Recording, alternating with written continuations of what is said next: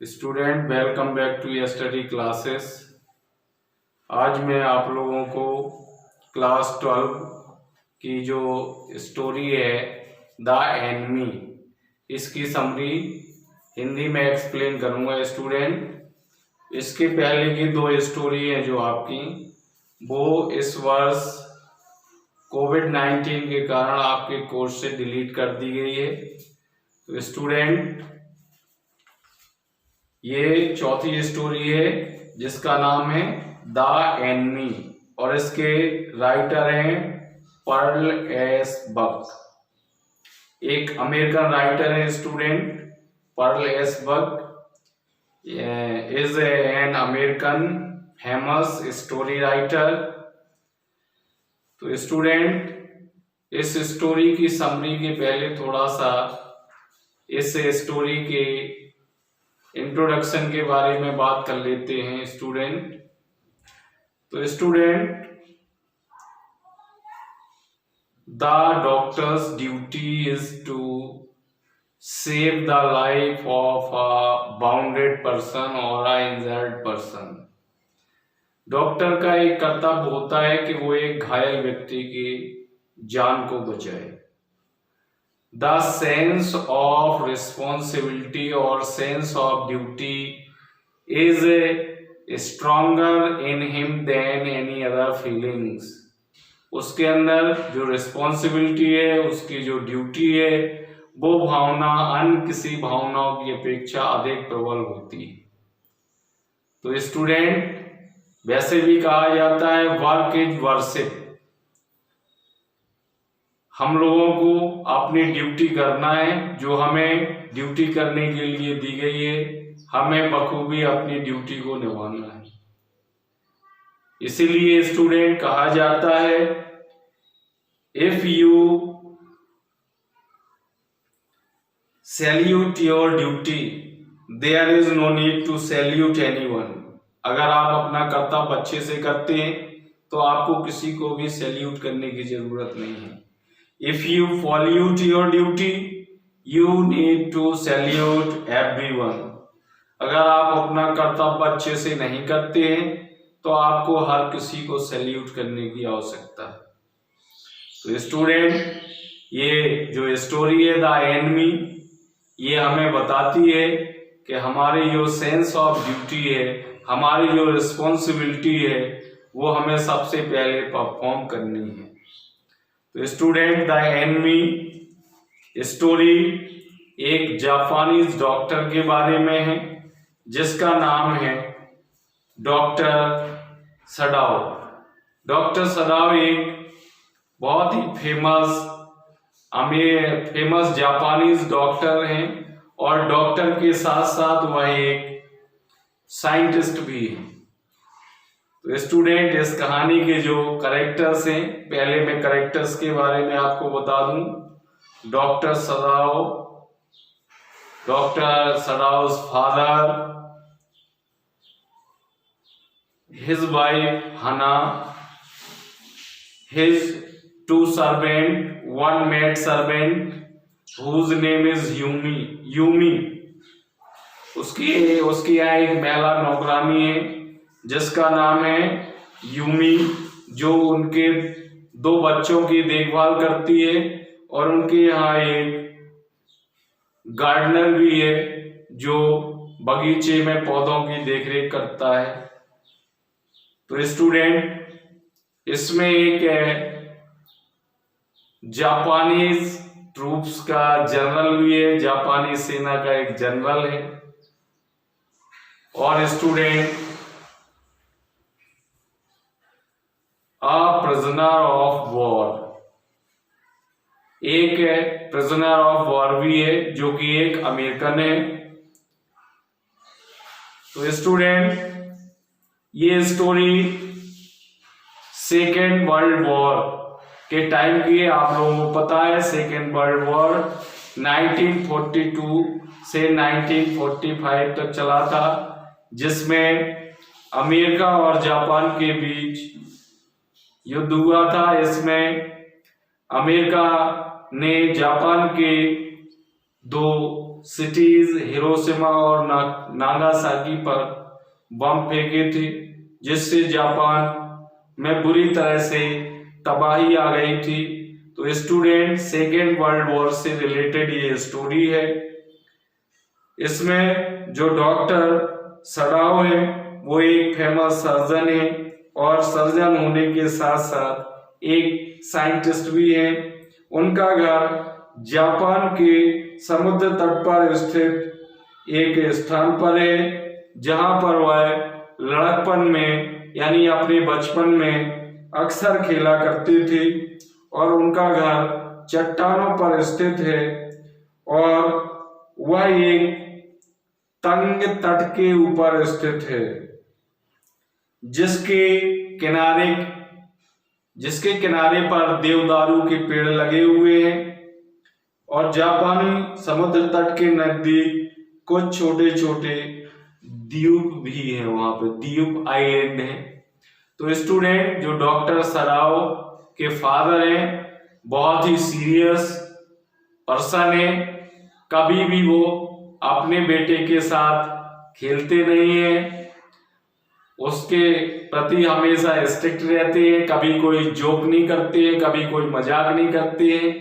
वो हमेशा ये सोचते हैं कि उनका बेटा जीवन में कुछ बहुत अच्छा बने। और स्टूडेंट वो एट द एज ऑफ 22 साल की उम्र में सडाओ को अमेरिका हायर या स्टडी के लिए भेज देते हैं।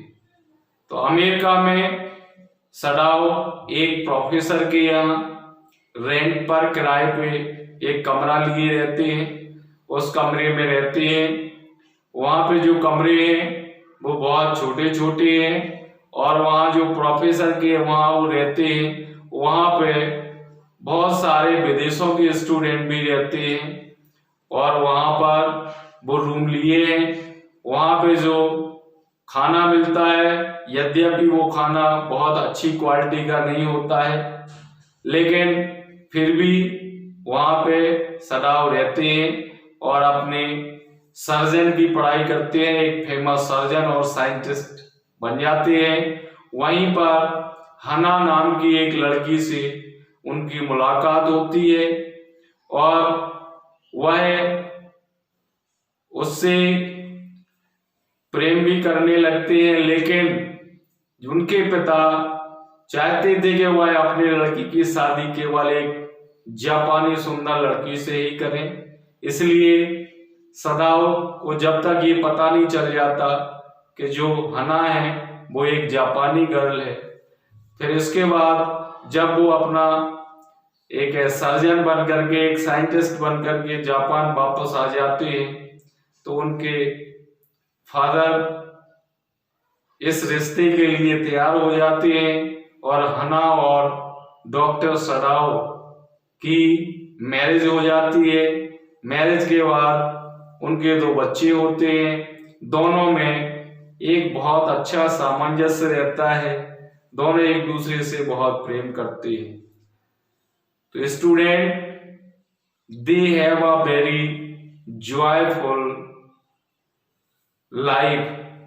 मैरिड कपल बहुत खुश थे, उनके 2 बच्चे होने के बावजूद भी एक दूसरे को बहुत प्रेम करते थे।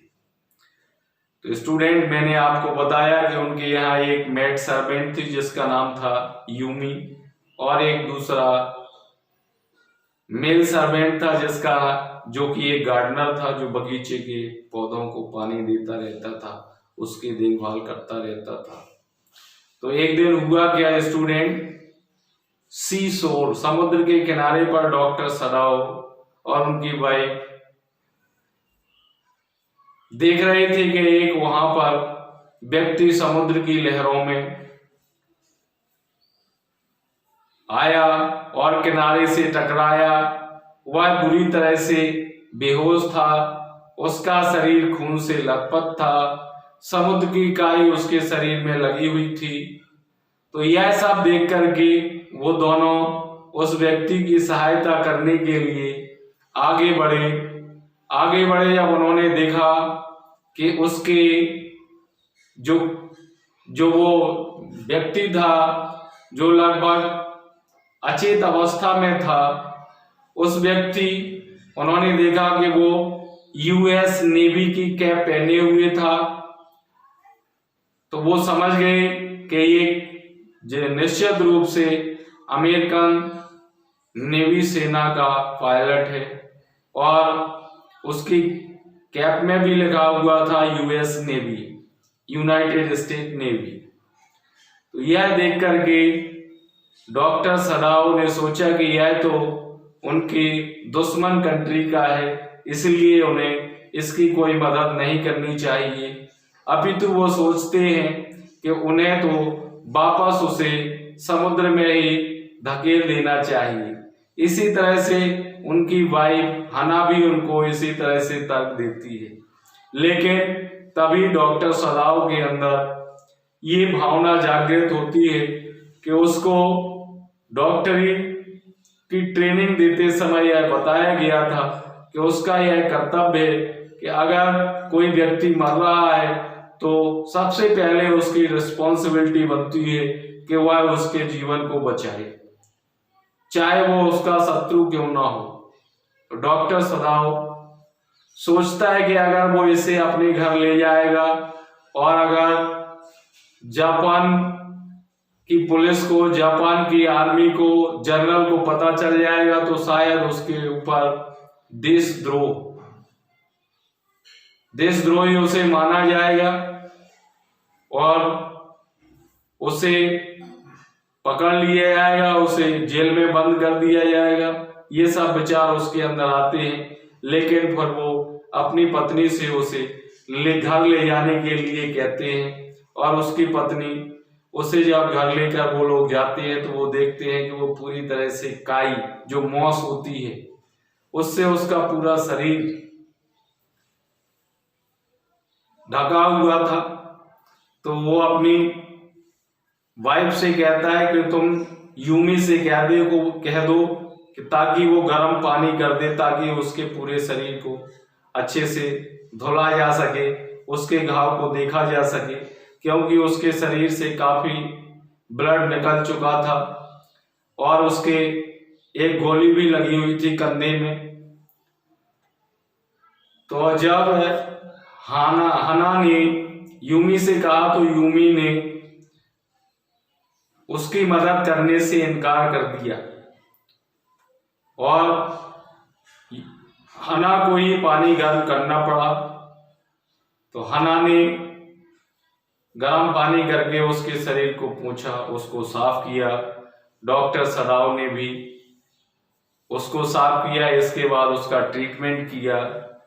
ट्रीटमेंट करने के बाद उसका ऑपरेशन भी डॉक्टर सदाव को करना पड़ा और उसके, मैंने बताया, शोल्डर से बुलेट को निकालना पड़ा, गोली को निकालना पड़ा, उसके लिए उसे ऑपरेशन करना पड़ा। ऑपरेशन करने के बाद वह व्यक्ति जब जागृत अवस्था में हुआ तो उसने देखा कि वह कहां पर आ गया था। डॉक्टर सदाव ने उसे अपने फादर के रूम में रखा था, जहां उसके फादर का बेडरूम था। उसके फादर एक्चुअली अब जीवित नहीं थे, वो मर चुके थे। और उसका ट्रीटमेंट करना शुरू किया और वो व्यक्ति जागृत अवस्था में हुआ। उसने कहा मैं कहां पे हूं, और डॉक्टर सदाव ने उससे उसके नाम के बारे में, उसके पते के बारे में कुछ भी नहीं पूछा। और उन्होंने कहा कि जब तुम ठीक हो जाओगे तो तुम्हें जापानीज सोल्जर्स को सौंप दिया जाएगा या पुलिस को सौंप दिया जाएगा, जहां पे वो तुम्हें मार देंगे, क्योंकि तुम एक वॉर ऑफ प्रिजनर हो, यानी युद्ध में तुम्हें बंदी बना लिया गया है और तुम वहां से भाग करके आए हो। तो इस तरह से उसका ट्रीटमेंट हुआ। यद्यपि उस समय वो काफी कमजोर स्थिति में था, लेकिन धीरे धीरे उसका इलाज हुआ और वो ठीक कंडीशन में आने लगा, हल्का फुल्का वॉक भी करने लगा और लगभग 15 दिन का समय लगा। इतने में वह उसकी हालत काफी अच्छी हो गई।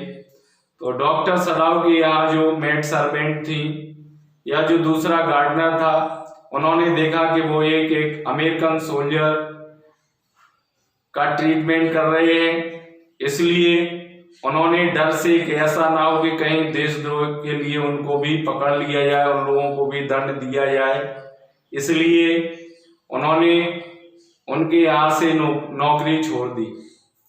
डॉक्टर सराव मैंने बताया एक फेमस सर्जन होने के साथ साथ एक साइंटिस्ट भी थे। उन्होंने एक ऐसी दवा का इन्वेंशन किया था, आविष्कार किया था, जो पूरी तरह से घाव को अच्छे से भर सकती थी। तो डॉक्टर सराव उस समय जो जापानी ट्रूप थी उसके जो जनरल थे उनका ट्रीटमेंट कर रहे थे, और जनरल ने उन्हें जापानी ट्रूप्स के साथ इसलिए नहीं भेजा था क्योंकि उन्हें यह डर था कि ऐसा ना हो कि डॉक्टर सराव उनका ट्रीटमेंट ना करें तो उनकी जान खतरे में पड़ जाए, हो सकता उन्हें ऑपरेशन की भी जरूरत पड़े। इसलिए डॉक्टर सराव को उन्होंने जापानी ट्रूप्स के साथ नहीं भेजा, बल्कि अपना ट्रीटमेंट करने के लिए उनको वहीं पर रखा। जब भी जरूरत पड़ती वह डॉक्टर सराव को अपने घर बुला लेते थे। तो डॉक्टर सराव ने जाकर जनरल को सब कुछ बता दिया कि उन्होंने एक अमेरिकन नेवी सोल्जर जो इस अवस्था में था, मरा हुआ पड़ा था, उसका ट्रीटमेंट किया, उसका ऑपरेशन किया, वो ठीक हो गया। लेकिन अब वह उसे जापानी पुलिस या जापानी सोल्जर्स को सौंपना चाहते हैं, वो चाहे उसे जो पनिशमेंट दें। तो जनरल ने उनसे कहा कि आप परेशान मत होइए, मैं आपके यहाँ किलर को भेजूंगा, प्राइवेट किलर को।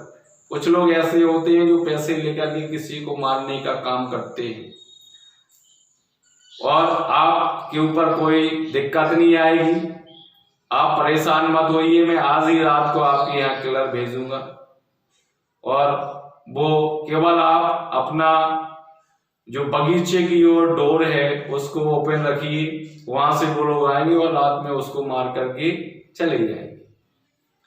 तो डॉक्टर सराव ने ये बात अपनी वाइफ हना को भी नहीं बताई, और वह रात भर सोया नहीं, इस इंतजार में रहा कि कब किलर आएंगे और उसको मार देंगे।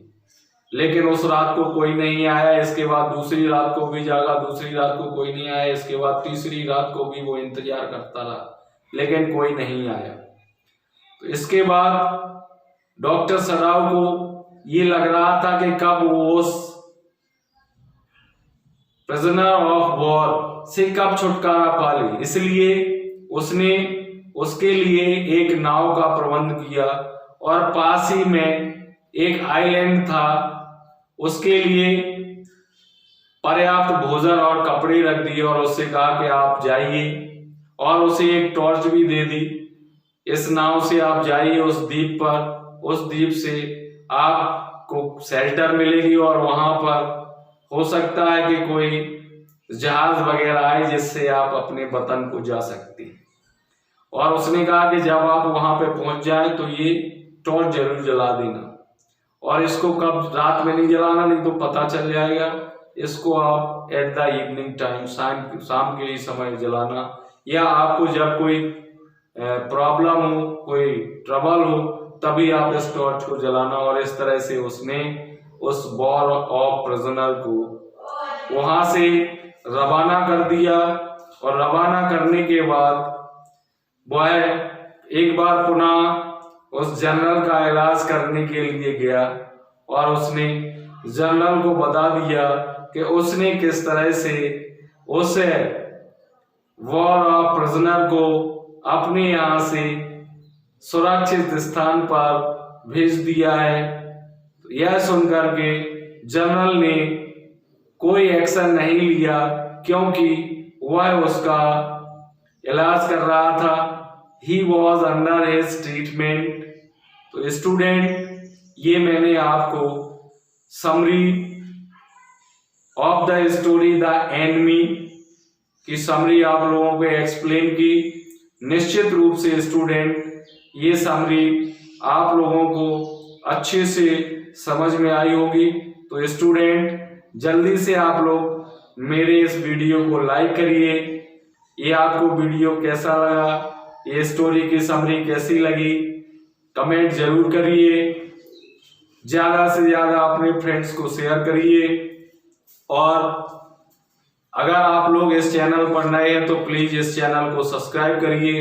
ये वीडियो देखने के लिए आप सभी को बहुत बहुत धन्यवाद। Thanks a lot. तो देखिए स्टूडेंट, जो हमारी ड्यूटी है, ड्यूटी हमें सबसे पहले करना है। एक डॉक्टर की ड्यूटी क्या थी, वो डॉक्टर सदाव ने बखूबी अच्छी तरह से निभाई। स्टूडेंट अगले वीडियो में फिर मिलते हैं। Thanks a lot.